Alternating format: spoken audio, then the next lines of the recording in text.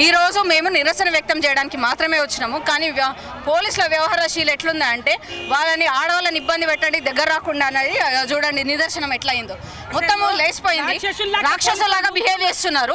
అంటే మేము ఏం చేయడానికి వచ్చినాము? ధర్మాన్ని, హిందువుల గురించి తప్పుగా, హిందూ దేవుళ్ళ గురించి మాట్లాడడానికి మేము నిరసన మాత్రమే వ్యక్తం చేస్తున్నాం. మేమేమి ఇక్కడ కొట్లాటకో లేకపోతే గాంధీ భవన్ వెళ్ళి చేయడానికి మేము రాలేదు. ఆయన క్షమాపణ చెప్పాలి, ఎందుకంటే దేవుళ్ళని కించపరుస్తూ మాట్లాడాడు.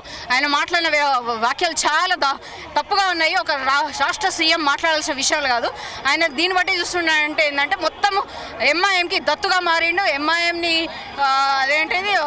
ఎంఐఎంకి మాత్రమే పనిచేసే విధంగా ఆయన వాక్యాలు ఉన్నాయి, ఆయన చేష్టలు ఉన్నాయి. వెంటనే సారీ చెప్పాలి, లేకపోతే ఏ గుళ్ళ దగ్గర మేము తిరగనియమని ఈ సందర్భంగా హెచ్చరిస్తాం. అసలు నిన్న మీటింగ్లో సంబంధం లేకుండా ఎందుకు మాట్లాడిండు?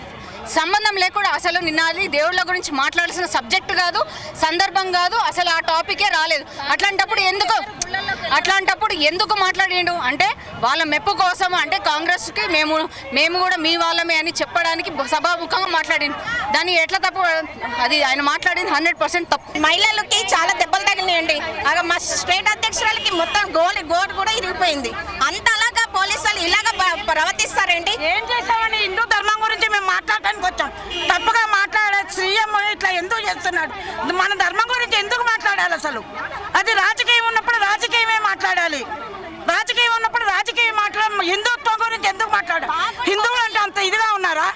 వాళ్ళ శక్తి లేదా? ఐకమత్యత బాగా వచ్చింది. ఇప్పుడు భయపడాలి. ఇంకా సీఎం ఆయన అసలు రిజైన్ చేస్తే మంచిది. ఇంకా ఏ రకంగానైతే మరి నిన్న సమావేశంలో మాట్లాడిండో ఆ మాటలకు తప్పకుండా క్షమాపణ చెప్పాలి.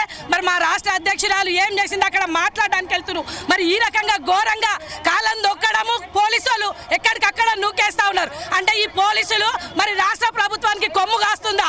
ప్రజలకు రక్షకుల్లా లాగున్నారా లేక భక్షకుల్లా లాగున్నారా అని మేము ఈ సందర్భంగా ప్రశ్నిస్తున్నాం. అంటే ఆయన రాష్ట్రానికి ముఖ్యమంత్రి అయితే ఏమన్నా అనొచ్చా?